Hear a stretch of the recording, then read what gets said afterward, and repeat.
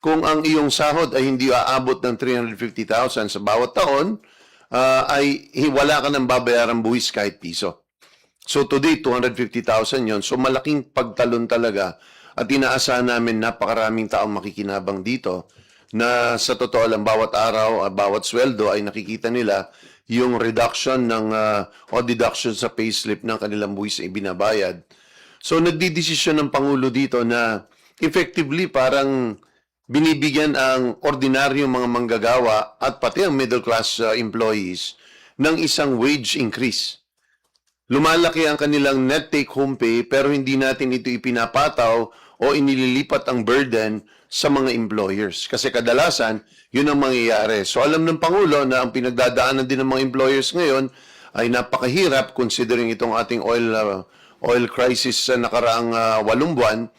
So imbis na ipataw ito o impose sa ating mga employers, sinasabi ng Pangulo, magsakripisyo tayo, humanap tayo ng ibang paraan para makakolekta tayo ng buwis, maging mas efficient tayo, pero wag natin ipataw sa mga ordinaryong manggagawa at sa ating middle class employees. So effectively, ang ating mga manggagawa will take home a much higher take home pay.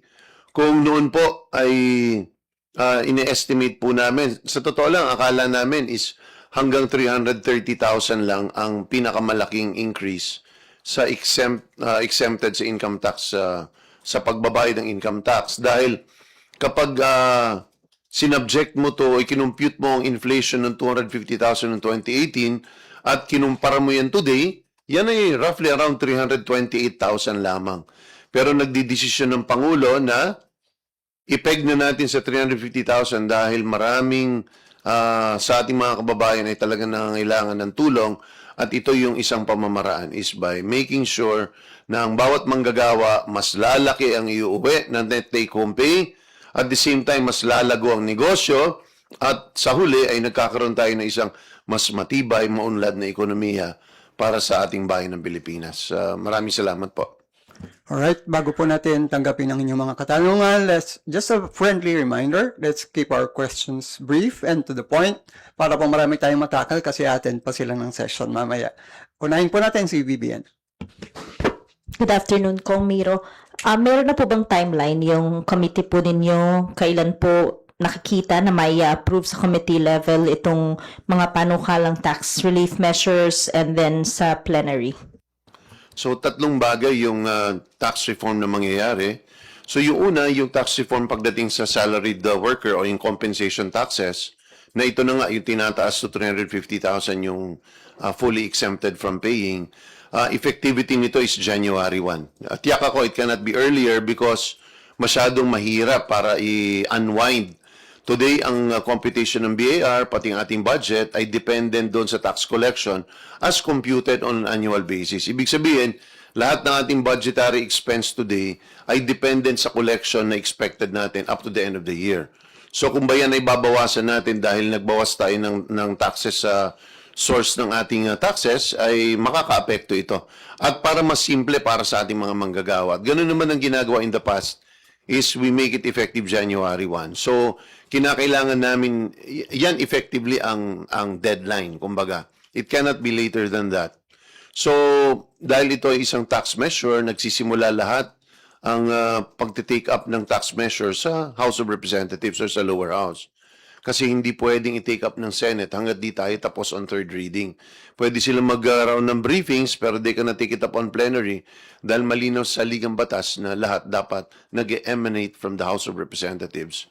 Ang tansya ho namin dito, base sa informal discussions with si Speaker Bogie D at saka kay Majority Leader Sandro, is ngayong Agosto tatapusin namin itong compensation as well as yung corresponding compensating taxes na ating gagamitin o i-impose or i-adjust para mabawi yung mawawalang pera because of the revenue loss na mangyayari dito.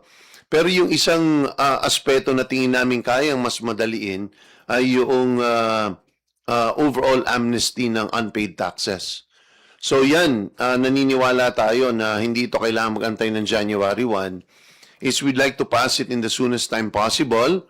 Hopefully bago kami mag-break ngayong October ay magawa na natin ito dahil inaantay na ito, ang estate tax amnesty, VAT, pati iba't iba pang taxes na hindi nababayaran para sila ay manumbalik sa ekonomiya at magbayad uli so that everybody gets a clean slate. So, effectively, that's our timeline. Yung 350,000 na threshold by August, third reading, tapos na po sa Kamara.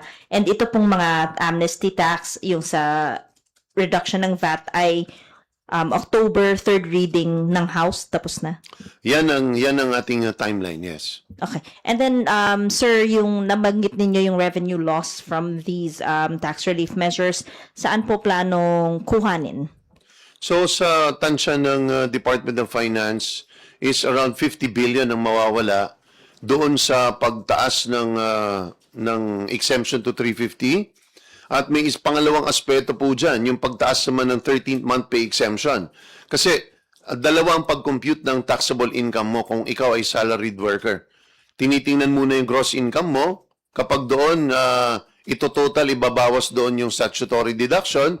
Tapos idinagdagdag dyan yung iyong other incomes for the year. At kadalasan yan ay yung 13th month.